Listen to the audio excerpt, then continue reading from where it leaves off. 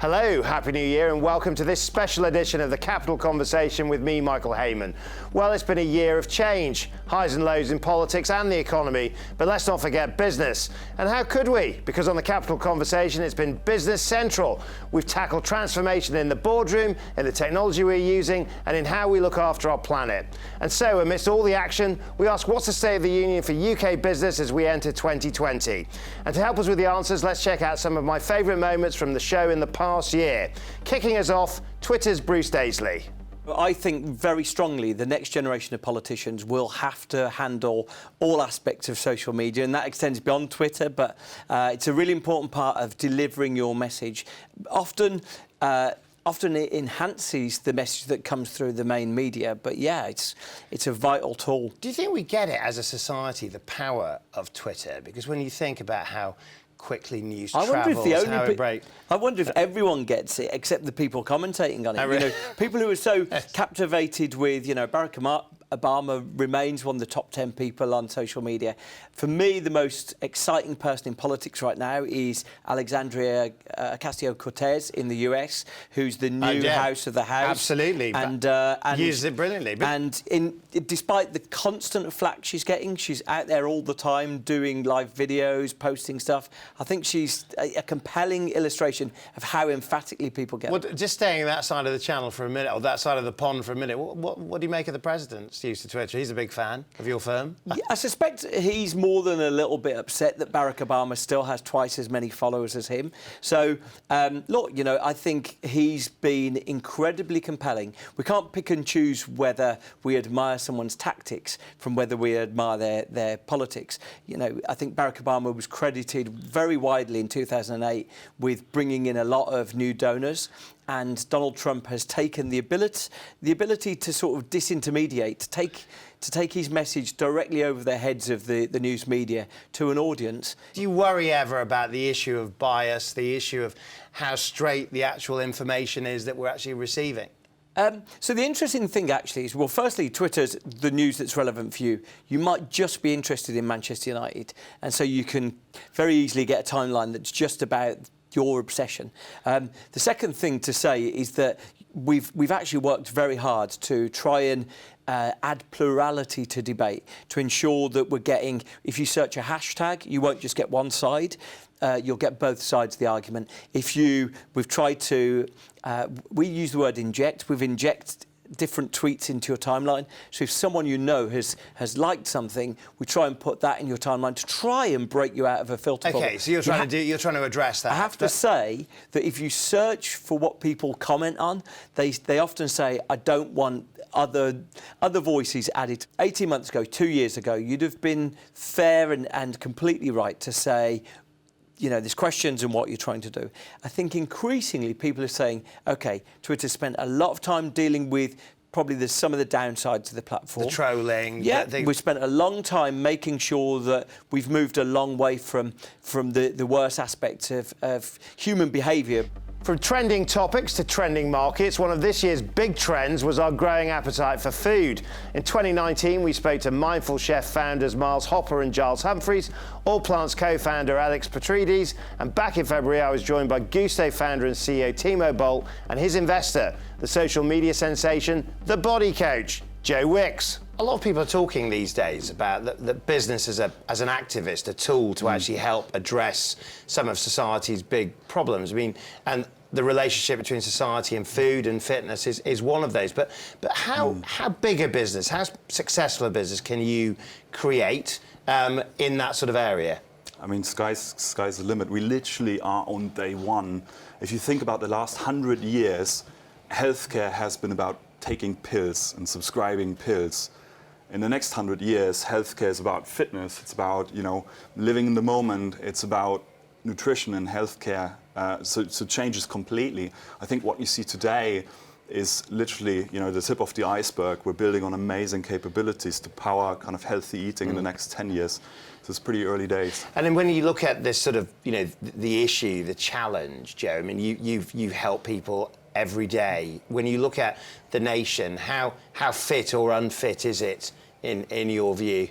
I think there's a massive crisis going on in terms of children's fitness, and even adults have become more sedentary, screen time. And so for me, I'm on a mission to kind of get children eating well and exercising through schools. I'm also trying to target families, and I believe that the quicker you get families cooking together and educating them at a young age about fitness and it integrating into their lives, the better. Because if you leave it too late, if a child doesn't exercise as a young child, they're probably going to become a sedentary adult, and it's very difficult to break that cycle.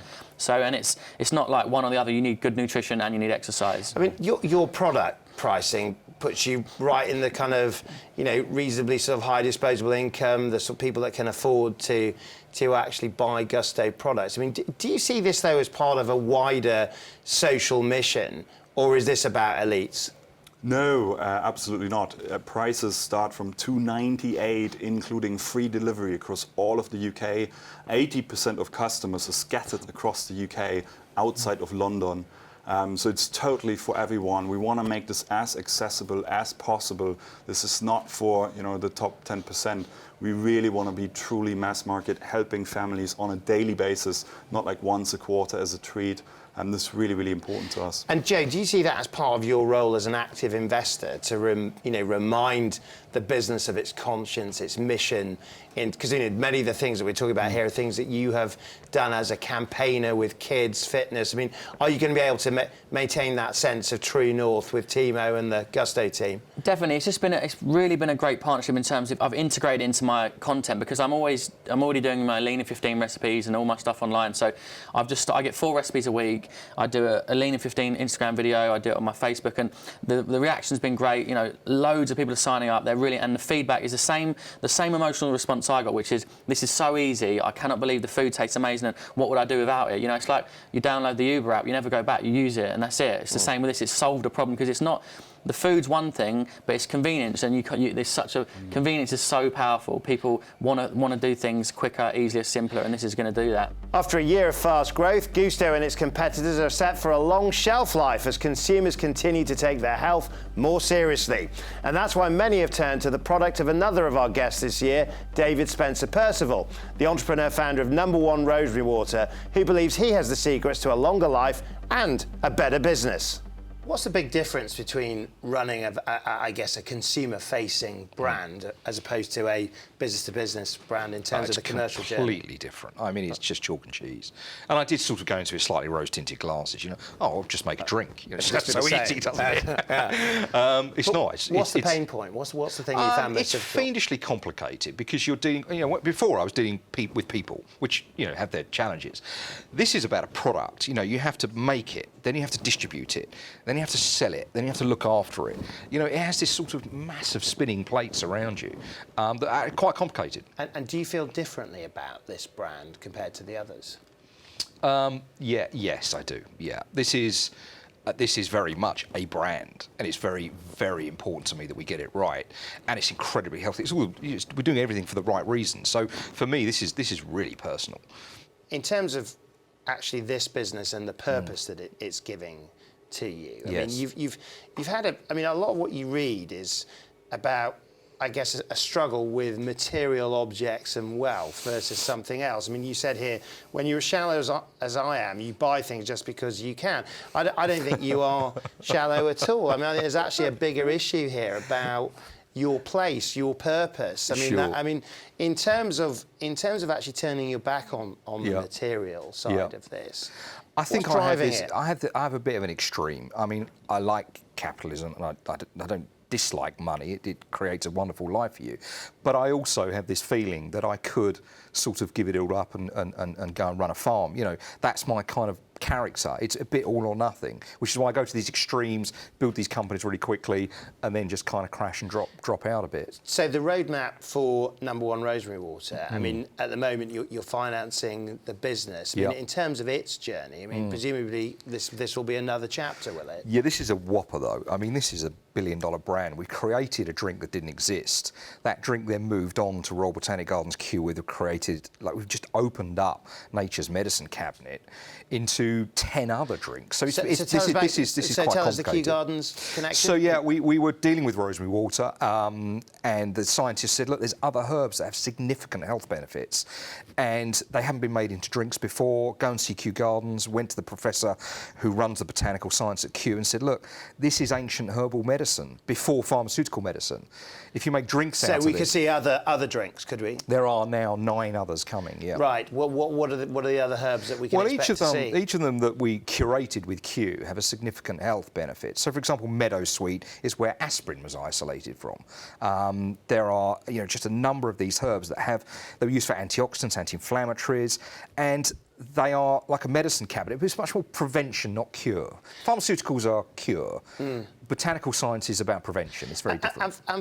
And for the doctors that are watching a show like this, thinking, this guy's selling fake science, this should be about prescribed medicines, not about drinks you can buy in the supermarket. What's your answer to that? What's the responsibility here? My answer to that is 50% of all the drugs that we take now through pharmaceuticals come from nature. So nature actually provides all of the medicine that we have. It's just synthesised and mass-produced. So, it's ancient wisdom. It's 2,000 years of herbal medicine. We've just forgotten about it and kind of left it aside. Time for a short break. When we come back, more tales from brilliant businesses.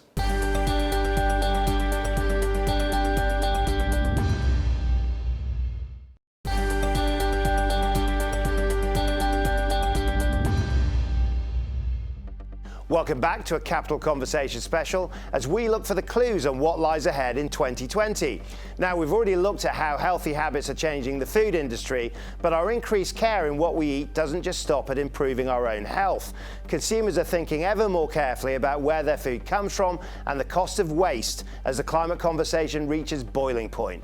And one of my favourite guests of the year was a founder who sees wonder where others sees waste and relishes the fight. Ruby's in the Rubble founder, Jenny Costa. Give us a sense of the issue. I mean, how much food waste are we talking about these days? I mean, and I suppose particularly with the supermarkets. I mean, classically, people talk around, we're still wasting around a third of what we produce globally. In the UK, it counts for around 10% of our greenhouse gases. They say 60% of it's avoidable. It's very hard to put an exact figure on any area because it varies year to year depending on crop. And I find it very hard as well to put a culprit on the matter because you can say supermarkets are wasting this amount, but supermarkets can very easily change their figures depending on how they work with a farmer, how they work with consumers as well. So they can either do buy one get one free and push the waste into consumers. But I mean, you're a mathematician. You're a numbers person originally. I mean, why do we do it? I mean, this whole idea about how much waste that sort of people have in their fridge, the amount of the food that's just thrown away. I mean, is there a sense of the psychology of waste, do you think, in terms of why it happens? Well, I think food waste is a very hard one to get behind. It's something that you're seen as affluently you can afford to waste. You have something in your fridge, for example, pasta is a very often wasted product. You often cook too much of it and then it's very cheap as well, so you can throw it away. But if you think of, I think I'm so passionate about food waste because of the environmental impact of it. Agriculture is the largest single contributor to greenhouse gases. And when we think like that... So do you think we need to farm less? Is that the answer? Yeah, I mean, we're now predicting that we've got to double our food supply by the year 2050 to support the 9 billion expected on the planet. But while we're wasting a third of what we produce, I feel that you need to manage what we've got better. And while our agriculture is such, and it has such an impact on our greenhouse gases, we just need to think differently about food and see it as this special resource again. And I mean, and it's interesting. I mean, as a food campaigner, your solution, your part of the story is you've created a very high-end brand that's stocked in some of the most sort of prestigious supermarkets in the country. I mean, can you affect change while being the sort of, I guess, brand that people, the brand of distinction, the brand that people want to go and buy for in terms of, I mean, how can you become an activist and be a luxury retailer at the same time? I mean, my passion has always been business, sustainability and food.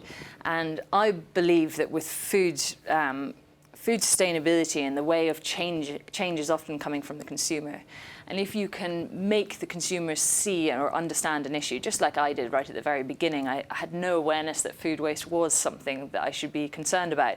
But while we're worried about a plastic bag or thinking about plastic bottles, so if taking that pasta, for example, growing wheat, turning it into pasta, packaging it, taking it to a supermarket, getting it to your home, then cooking it, and then throwing it away, the carbon footprint of that is huge. Yeah. And although it's something that you can throw away and it composts, going back up the chain and looking at that, it's just not sustainable to continue that way. A big theme in this year's interviews has been campaigners and how they bring their ideas to life.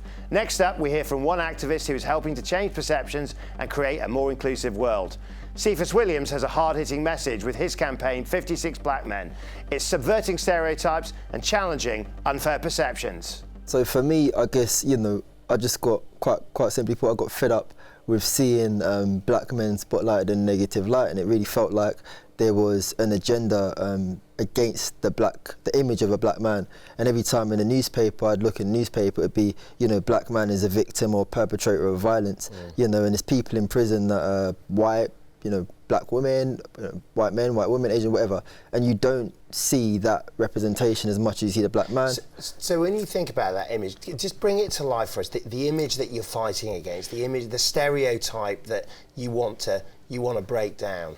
Yeah. So for me, it's like that every black man is in some way, shape, or form connected to violence or connected to something negative, and I think it has a detrimental impact on us externally, so the way the general public view us, but also internally, perhaps the way we view ourselves. On the media side of this, I mean, we know about, the Raheem Sterling quote about a black footballer splashing out on a mansion and a white player buying a £2 million investment for his mother. I mean, this kind of like the different standards. I mean, do you see that the media has got a part to play in terms of the change? It's a great point. And so for me, part of our mission is to put people with the lived experience at the forefront of the conversation. The reasons why I feel a lot of those things happen is because people that are writing about us in the media and the people that are talking about our story in the media don't actually have the lived experience of what it feels like to be a black man. And really quick example, the Good Morning Britain situation, where it was a panel of 3 white men and 3 white women talking about how we can solve knife crime in the black community, and a black weatherman shouts out across the room, he wasn't even in the conversation, because if you've not experienced what it feels like to be a black man, I don't really feel like you're qualified to be at the forefront of that conversation. And when you see that negative portrayal, is there an action? I mean, what do you feel you can do with this campaign to call it out, to correct it? Get it completely. I feel like we could take that power back. We can start to take control of our conversation and reframe that narrative, and start to spotlight more positive stories. It gives a sense of the 56 black men, because it's a thing, yeah. Right? I mean, to tell us a little bit about who's in it. Yeah. So it ranges from plumbers to politicians. Do you know what I mean? So it's got a range. There you go. You know what I'm saying? And I didn't pick these men myself. I picked a handful of men, and then I asked everyone to suggest people, because I didn't want it to become just people I selected and my mates, and I wanted it to show that we're connected and there's a vast range. So actually, it kind of organically chose the people it chose. I love the slogan, "I'm not my stereotype." Yeah. But in terms of how you get beyond that, how you end the stereotype through a campaign like this, how do you do that? Can you do that, or is it just a contribution? Got a lot of good questions today. That's my job. Yeah, it's a great question. I'd be lying if I said I have the answer. You know what I mean? I don't have an answer. I just have the ability to do something, and I did. I took 56 images of men in hoodies. I put a strategy behind it as an organisation and from an artistic standpoint, and it did what it did. And I will never view the world through your eyes or through the next person's eyes, but the messages received are crazy, and how it will solve, will it solve, Next, we turn our attention to an entrepreneur, investor, and a former dragon who's come a long way in life, from starting his first business age 14 to a serial founder and expert in new technologies in just over 3 decades. Breathing fire into his episode, Piers Linney was giving us his view from the top back in June. So I grew up in Lancashire in a mill town, and it was much colder in those days. And I had a paper round where I earned £4 a week, £4.50. If I was late, it was £4. And I sort of thought, this is not for me. And my dad said to me, look, on Sunday, because they didn't deliver on Sundays, can you go on your bike, get me the paper and bring it back so I don't have to get out of bed, and I'll pay you. And I thought, OK, fair enough. So I did it. The neighbour then said, oh, that's a nice service, could you do the same for me? And to cut a long story short, I then sort of flyered all my neighbours, built out a paper round. I went to the wholesaler and said, look, could you deliver me a bundle of papers? Proper Sunday service. Yeah, and and you see them in films throwing outside the truck at my house rather than newsagent. He said, yeah, if you're going to pay me, fine. So I did that, and I sort of made about £15 on a Sunday morning for about 4 hours work rather than doing, getting up for 5 days during the week. And then about 2 years later, when it became less cool to have a paper round, I sold it for about £100. So it was my first exit as well. Now, you're 14 at that age. Yeah. Right. Yeah, and I kind of learned then that by finding a niche and monetising it and working hard, you could create some value and create wealth. In those days, it was to buy a BMX. So my career, people look at it and they say, look, your career was well mapped out, it makes sense. And from a certain perspective today, that's what it looks like. But you've got to remember that when I was at school doing O-levels, I didn't know what business was. Everyone thought I'd be an accountant. Until I then decided I wanted to be a lawyer. Didn't know what being a lawyer really meant. I did a law A-level. When I got to university, I had no idea what law really meant, or accountancy or investment banking. Until I got into the city, I didn't understand investment banking or hedge funds. Until I got to investment banking, I didn't know what a hedge fund was. So along the way, I've been sort of I've faced hedges, climbed up, looked over it, seen another one and climbed over that one and gone along. When you reverse engineer it, my origin story, as people say, it looks like it was looks made like sense, it was easy. planned But out. there must have had a lot of self-belief in that story.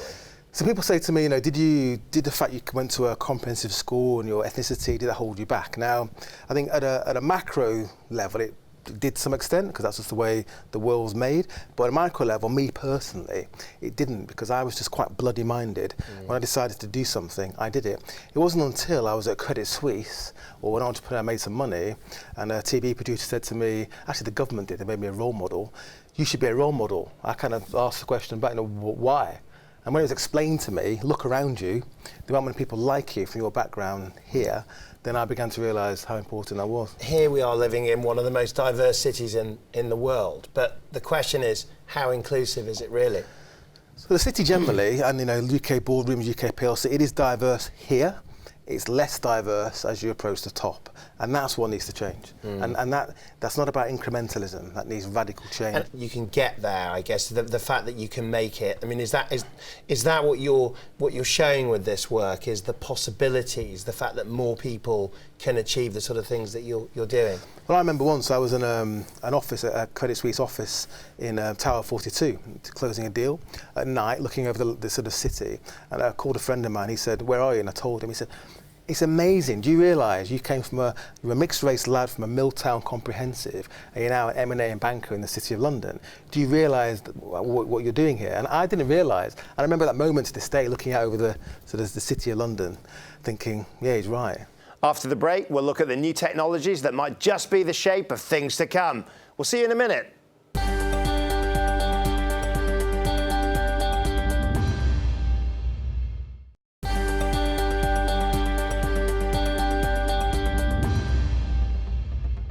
Welcome back to this special edition of the Capital Conversation, looking at some of our highlights from the last year.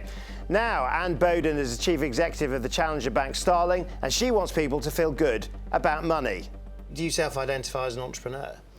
Yeah, now I think I'm an entrepreneur for many, many years. Because your background is with very big companies, right? I know. For 30-odd years, I worked for large corporations all around the world.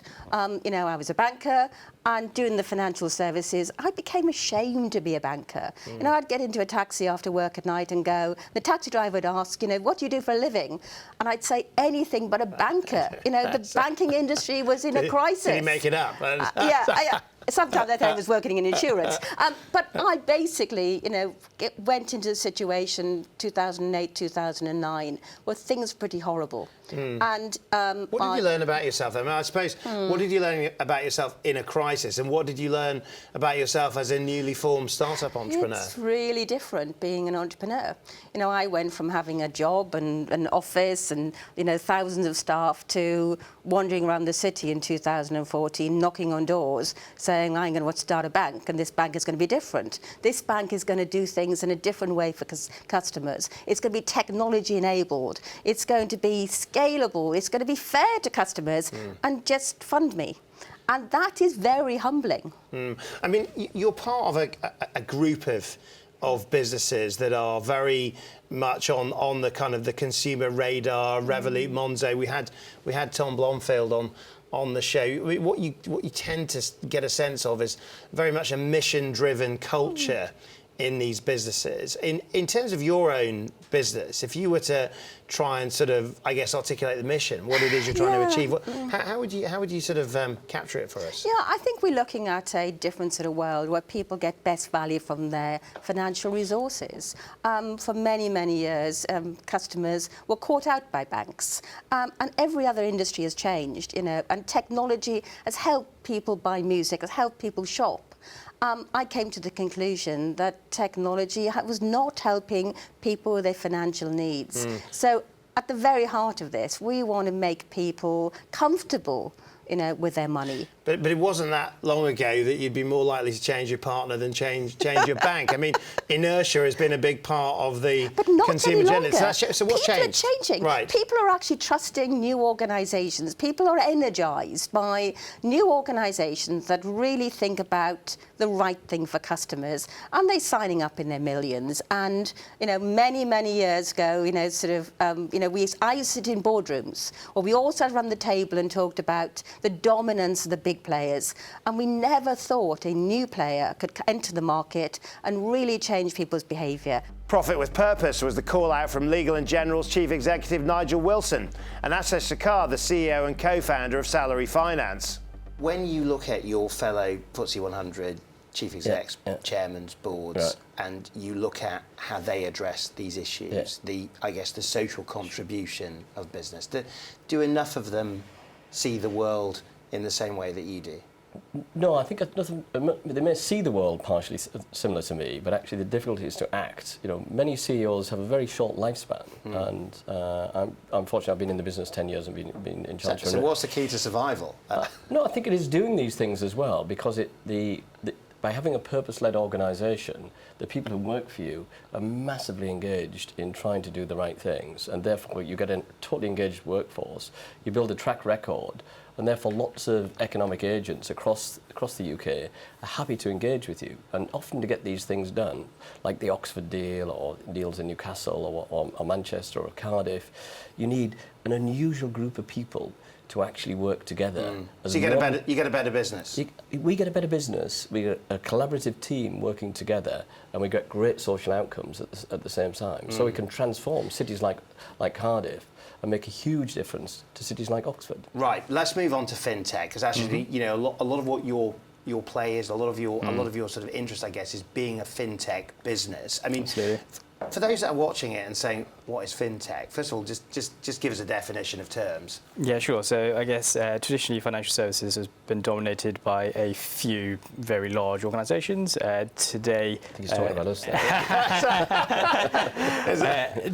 Today, with the help of technology, supported regulation, different forms of capital, actually new and upcoming companies with different views and different ideas can actually scale. But to Nigel's point, you're there to disrupt the model, are you? I mean, is that the job of fintech? Is that the job of fintech? So I think within any mainstream large model, there are material sections which are not well catered for. And I think in society today, there are material parts of society which are not catered for by financial services. That's a yes. I'm going to say that. That's definitely a yes. No, and we see disruption as a privilege and a responsibility, and self-disruption we have to do, because there's all these very clever, innovative companies out there who will disrupt us if we don't act first. Yeah, I mean, but when you look at the technology sector, I mean, over the last couple of years, we've seen the rise of what's being called the techlash, where certainly those kind of consumer platforms like Facebook and others have received, after having had hitherto fairly sort of, you could argue easy rides, are suddenly finding themselves very much in the public glare. Yes. Do you think fintech could have the same issues itself as a sector that's seeking to change the way we bank, change the way we insure? I mean, to what degree are they carrying consumers along with them? Yeah, sure. So I think you go through different stages. So I want to benefits of fintech in the early days is you have no legacy. So, I've worked in kind of many banks as a consultant, and they're generally good people, generally smart, but there's huge amounts of legacy before you can really be innovative. And when you start as a fintech, actually, you have no legacy, and it's much easier to get ideas off the ground. As you scale, you do need many of the disciplines that big organizations have.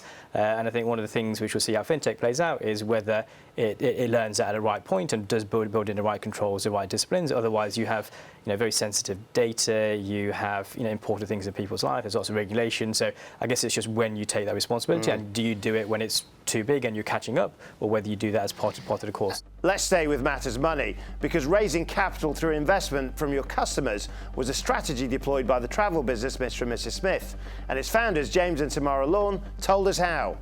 Completed a crowdfunding raise. You've done very well with that. In terms of what part of this has been about activating the customer base. Yes. What do people buy into when they actually start to invest in the business? Well, they get shares in the business, so it was an equity raise. Although we have done in the past, in 2012, we did a bond as well, which was just interest and loyalty money. So but presumably they could have gone and bought shares in. Well, I was going to say Uber, but I think people love. I think people love getting behind British businesses. They love getting behind stories. They like getting behind founders who clearly, care about what they do. And travel's something we all share. And so I think there's a sense of sort of British people helping a British business to grow. They like the British and I think so. They're kind of backing the entrepreneurs. We have a great entrepreneurial spirit. Well, let's just stick with that because backing British businesses, but also the British travel market. Yeah. It's doing very well, isn't it? In terms of as a place to sort of invest right now from a travel perspective. I mean, a lot of our hotels now are fully booked over the summer for weekends already. So they're going to see a bumper year. What's driving that? I think there are lots of factors. So one was, of course, last summer we had a fantastic hot summer, and people who went away thought, if this is going to be the new thing in the UK, we'll stay here next year. Also saving money, thinking about the foreign exchange rates that might fluctuate a lot over the summer with Brexit. Uncertainty, of course, will have played its hand. Does things like the weakness of the pound play into that? Yeah, of course, all these things do. Everything affects us. It's very hard to measure exactly what it is, but all these things have an effect on the business. So when people are looking at kind of, what's hot, what should they be thinking about in terms of 2019, 2020, this sort of times? What's going to be interesting, do you think? There's a really interesting play on hotels becoming a little bit more like villas as well. And that's not just the property itself, but the way that you interact with the hotel when you go. You kind of personalise everything around your stay. It's what we're calling like a private house hotel. Right. So it's like going to your most fabulously glamorous, wealthy aunt and staying with her and her staff. And it's this extra level. So you walk into the kitchen and there's a cook there. Like that. Have you not? No, me neither. Me neither. Sadly, she's no longer with us. It's the imaginary art. But it's literally you walk into the kitchen and there's a cook there or a chef, and you can talk to them about what you want to eat. What about issues like ecotourism? When people are, and wellness. Does that translate into the type of travel that we do? I mean, a lot of people are saying we shouldn't fly. It's starting to more and more, but it's a trend that I think over the next 10 years we're going to see to become an extremely strong trend. It's still not defining how most travellers are travelling at the moment, but it will be something that we see more. Time for a short break. When we come back, grab your popcorn because we'll be hearing lessons from the secret cinema. See you in a minute.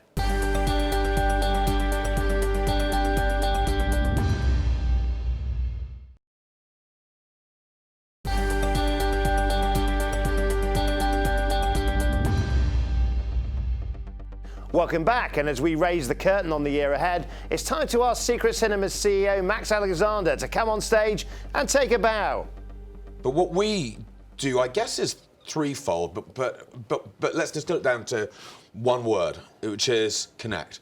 We connect people viscerally with the film and the story. You literally clamber around it. When we did Blade Runner, we made it rain inside this rather disappointing factory in Canning Town. And it was bright sunshine outside, but Blade Runner has a great trope of rain running through it. Bringing the dystopian future to life. It was right there, and you were in it. But the second thing is you connect not just with the physicals of the story, you connect with the narrative.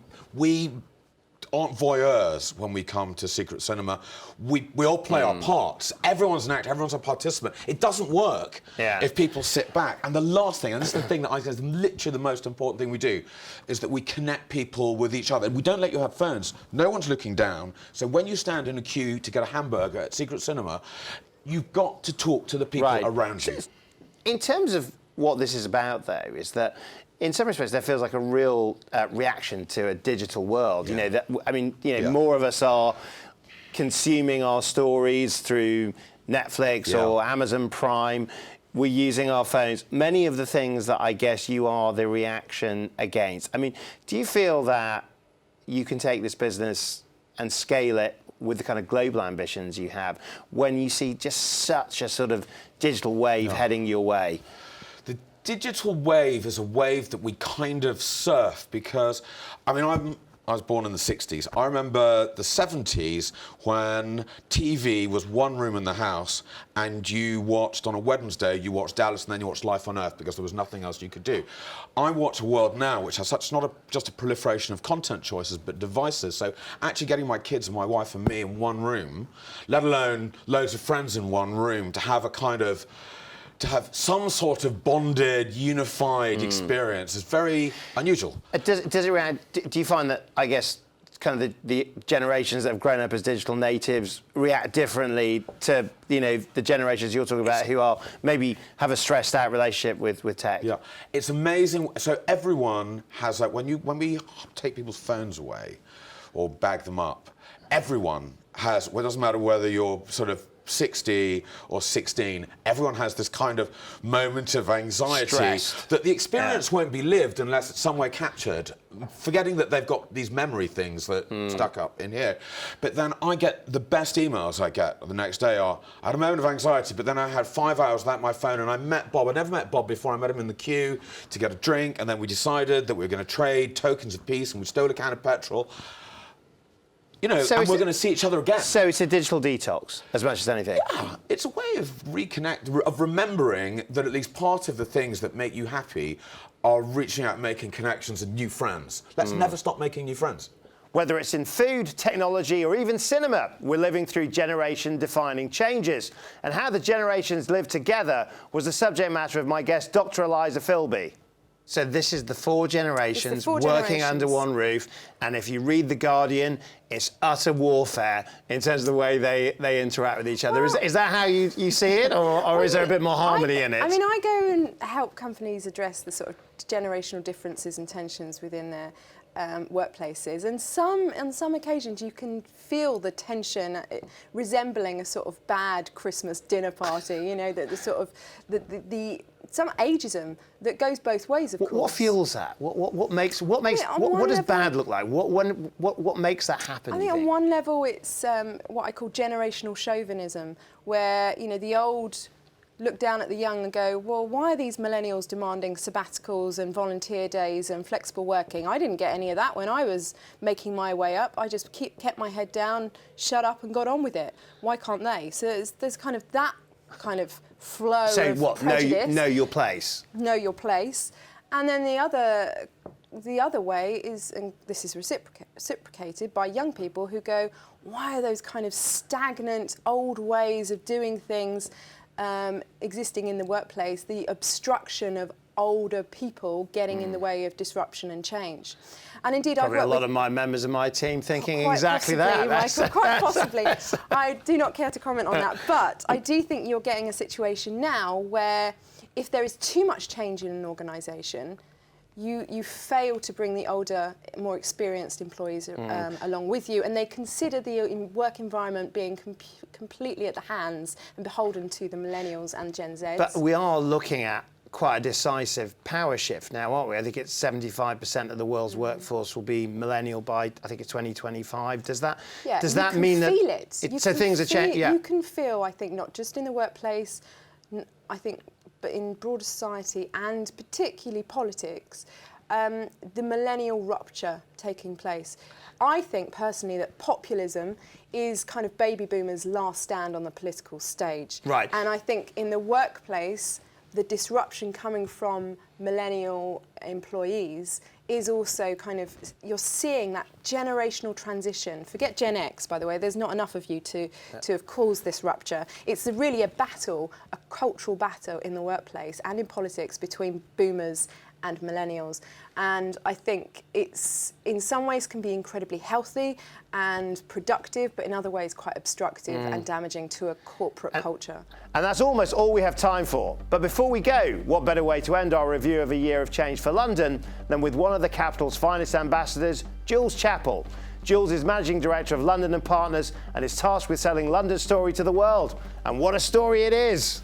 I think the fundamentals are very strong. You know, even things like the time zone, the fact that from a business point of view, this is somewhere that you can come and work both with Asia and America in the same day. The legal systems, the financial ecosystem, the second biggest in the world, Europe's largest tech ecosystem, the universities, 4 of the best in the world, and many, many others. So I think those fundamentals remain very strong. But clearly uncertainty, and we've had years of uncertainty, are difficult. And as you can probably tell, I'm an optimistic person, but for me, one of the things that it's not just about Brexit. There are all sorts of other big issues in the world, potential global slowdowns, trade barriers, etc. And I think what this does do is it's a bit of a kick to complacency. And one of the things that makes this city great is that diversity and the ability to bounce off each other and be creative. And so, without sounding hideously cheesy, but for me, it's about keeping calm and keep innovating. Right. So long as we are being creative and innovative, we will continue to adapt as the city always has done. I mean, is that part of the clue to London's future success? Yeah, absolutely it is. And if that is the clue, then what happens next? What can be proactively done? What can a city do in a collective sense, I guess, to address its most serious challenges? Well, we talk about, obviously the technology here is flying, and someone like Russ Shaw from Tech London Advocates will talk about, road to 1 million new jobs. And I remember various people have said it's not that we won't have jobs, it's just whether we will be skilled to do those jobs. So there is, for any city, again, not just London, for any city, there is how do we equip ourselves for these jobs of the future? And London's on the front line of that accelerated pace of change. But it almost feels like these are overwhelmingly big issues to do with the future of work, the future of education, the future of immigration into the city. Yeah. I mean, such big questions to address. Where do you practically start? Well, I think, yes, they are big issues, but this city is perfectly capable. And again, it comes, I'm sorry, I'm sounding so boring, but again, it comes down to collaboration. We have incredible thought leaders, but so do other cities around the world. And again, I come back to diversity, because if you just stick to those that have had privileged access in the past, you won't survive this new generation. But in that is the opportunity, because actually if you go beyond and you go to the true depth of talent that is in this city, let this, yes, it's scary, but let this be the catalyst for, releasing and supporting all that talent that in previous iterations of certainly finance and power hasn't always been there. And that's all we have time for on this special edition of the Capital Conversation. And a big thank you to all my guests this year. And it's been a tale of our time. Stories of London and the people who make it tick. From the front line of activism to the front line of ambition. We've seen the lot. And if that was 2019, let's hope it's given you 2020 vision for what lies ahead. And I'll see you next time for the next Capital Conversation.